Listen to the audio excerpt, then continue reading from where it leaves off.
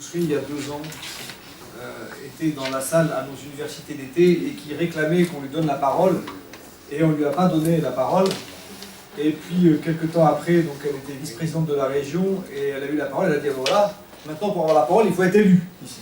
Donc nous avons le plaisir d'accueillir une élue, vice-présidente de la région Bourgogne, Nisrine Zaïbi. Je m'étais engagée dans le milieu associatif à la suite de ce que beaucoup de jeunes, je pense, de ma génération a plus ou moins vécu. C'est la venue de Jean-Marie Le Pen au second tour des élections présidentielles, et du coup c'était un choc pour moi. Et donc c'est ça qui m'a aussi donné l'envie de m'engager modestement à l'échelle très locale. Je viens d'un quartier d'Isus. J'aime bien le mot sensible, mais pas dans la manière dont les politiques l'abordent, mais plutôt avec le cœur, parce que c'est vrai qu'on donne beaucoup dans ces quartiers.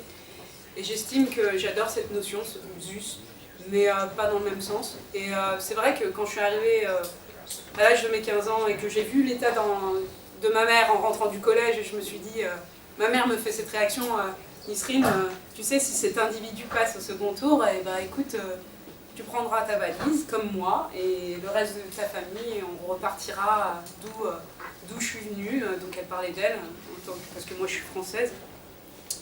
J'ai la double nationalité franco-tunisienne, mais ma mère est vraiment première génération à avoir migré, donc elle est purement tunisienne, et elle est venue en France dans les années 70.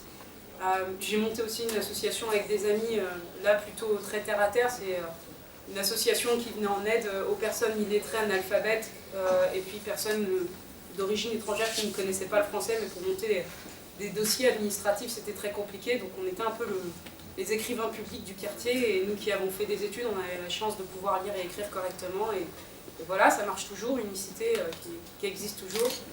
Et moi, ce qui m'agace un peu quand on parle de repli identitaire, c'est qu'on résume le communautarisme au communautarisme culturel ou géographique.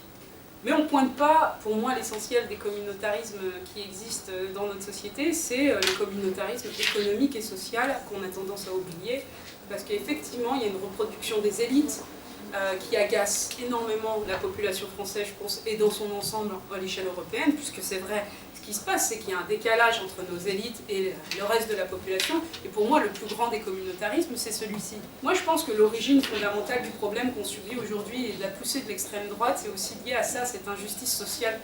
Et cette injustice sociale, elle est ressentie de tous, peu importe l'ethnie, peu importe la religion, peu importe sa sexualité, peu importe si... voilà.